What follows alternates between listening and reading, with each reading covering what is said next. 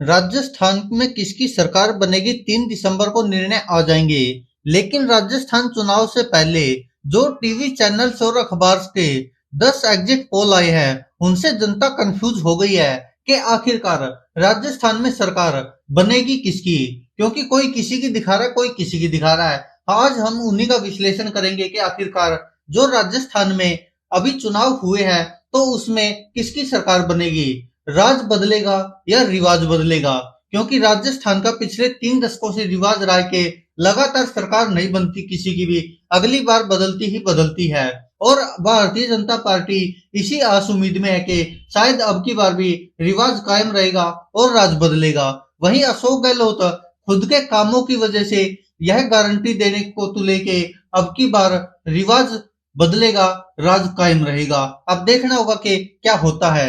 लेकिन जो exit poll आए हैं ज्यादातर वो एक बार फिर से राज बदलने की बात कर रहे हैं। लेकिन कुछ एग्जिट पोल ऐसे भी है जो रिवाज बदलने की बात कर रहे हैं। अब देखना होगा कि आखिरकार 3 दिसंबर को क्या सच होता है, कौन सा एग्जिट पोल सही साबित होता है। लेकिन इतना तो तय कि राजस्थान के जो एग्जिट पोल आए हैं वो एक तरफा माहौल बिल्कुल भी नहीं दिखा रहे। कांटे की टक्कर जरूर है, 5-7 सीटों का ही अंतर होगा शायद जीत का, वो जीते या वो जीते। लेकिन कुछ एग्जिट पोल ऐसे भी है जो कांग्रेस को जिताते नजर आ रहे हैं और उन एग्जिट पोलों की विश्वसनीयता ही सबसे ज्यादा है जो एग्जिट पोल कांग्रेस की जीत दिखा रहे हैं। बाकी जो एग्जिट पोल ज्यादातर भारतीय जनता पार्टी की जीत दिखा रहे हैं उनकी विश्वसनीयता पर सवाल उठते गए। आखिरकार जो पहले एग्जिट पोल आए थे उन टीवी चैनल्स और अखबार के, उन पर कितना विश्वास किया जा सकता है, क्योंकि उनका जो प्रतिशत है वो बिल्कुल ही डाउन है और उन पर विश्वास शायद इतना नहीं किया जा सकता। तो इस हिसाब से शायद राजस्थान में एक बार फिर से अशोक गहलोत मुख्यमंत्री के पद पर नजर आ सकते हैं। अब 3 तारीख को ये तो साफ हो ही जाएगा, लेकिन उससे पहले इन एग्जिट पोल का हम विश्लेषण कर लेते कि आखिरकार क्यों हम ये कह रहे कि राजस्थान में जो ये एग्जिट पोल आ रहे हैं ज्यादातर वो गलत साबित हो सकते हैं। और वो भी एग्जिट पोल के आधार पर ही ये हम कह रहे कि आखिरकार गलत होने का कारण क्या है ये भी आपको बता देते हैं। वैसे तो आपको पता ही है 3 तारीख को शायद दोपहर तक स्थिति साफ हो जाएगी कि कौन कितनी सीटें जीतेगा, कौन कितनी सीटों पर आगे है।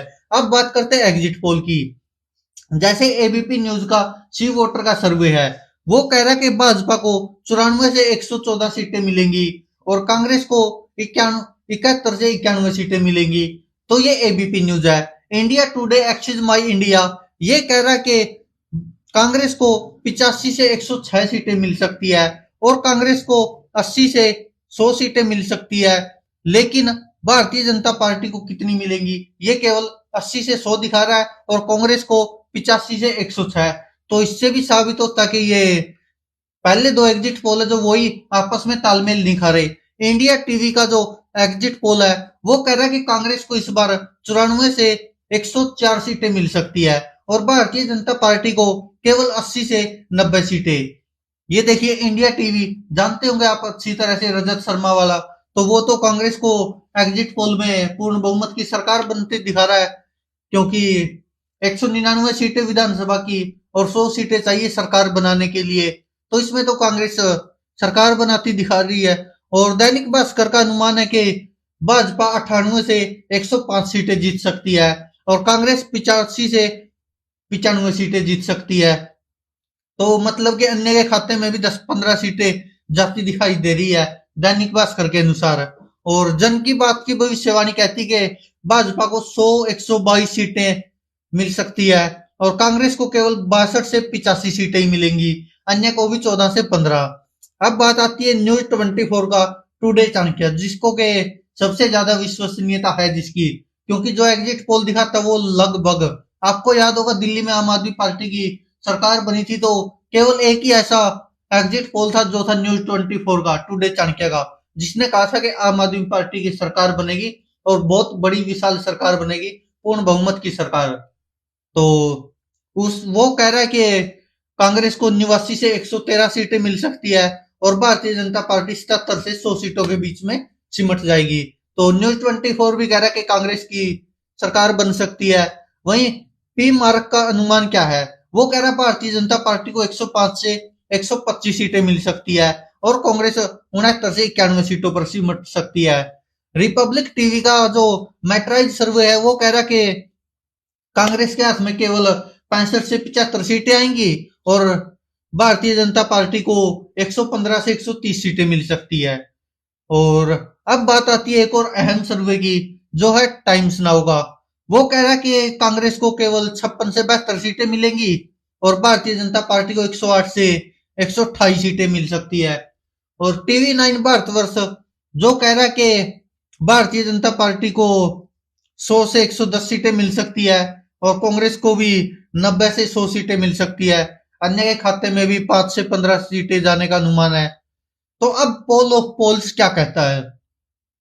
जो ये 10 एग्जिट पोल थे उनके अनुसार तो अगर देखें तो जो औसत निकाले तो भारतीय जनता पार्टी की सरकार बनती दिखाई दे रही है इन एग्जिट पोल के अनुसार। तो क्योंकि भाजपा को लगभग 104 सीटें मिल जाएंगी, जो एग्जिट पोल हमने आपको 10 दिखाए हैं पहले, और कांग्रेस को केवल 85 सीटों पर ही संतोष करना पड़ेगा अगर एग्जिट पोल सही साबित होते हैं तो।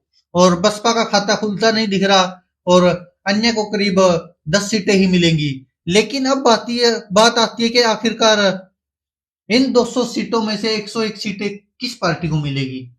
क्योंकि भारतीय जनता पार्टी को जो एग्जिट पोल है वो ज्यादातर दिखा रहे कि जीत मिलती दिखाई दे रही है, लेकिन इनमें से कुछ ऐसे सर्वे है जो, जैसे कि आप समझ सकते हैं, एक तो सबसे पहले न्यूज 24 का ही टुडे चाणक्य है जो कह रहा है कि कांग्रेस को 89 से 113 सीटें मिल सकती है और भारतीय जनता पार्टी को केवल 77 से 100 सीटें।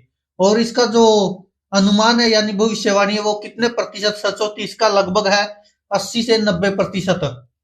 इसके चांस होते हैं कि इसकी भविष्यवाणी लगभग सही होती है, मतलब 90% तक ऐसी भविष्यवाणी रही है जो न्यूज 24 के टुडे चाणक्य की सही साबित हुई है, जो एग्जिट पोल के मामले में है।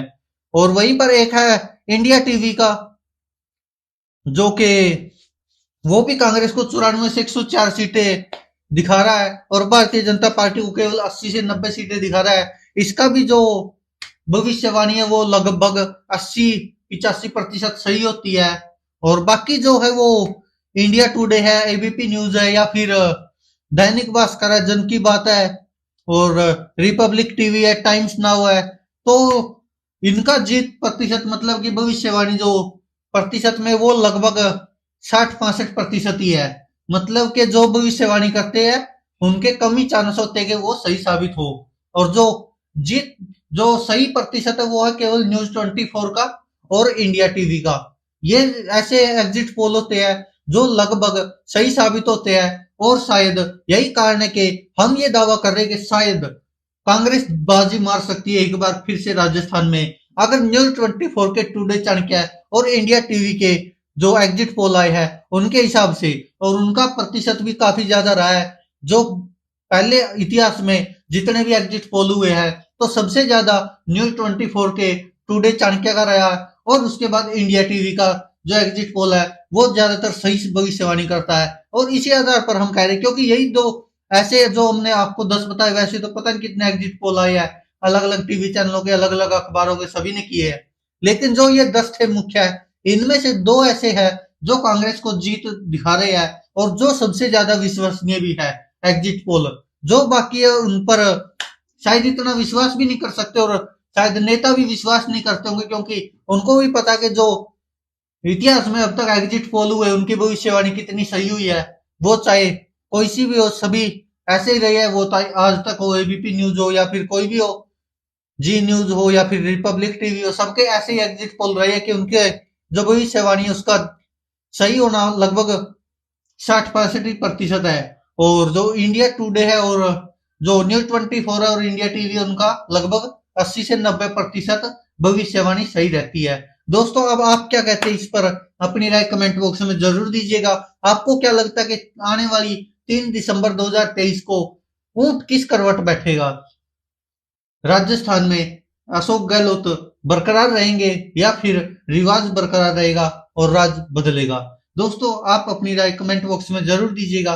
धन्यवाद दोस्तों, देखते रहिए सच की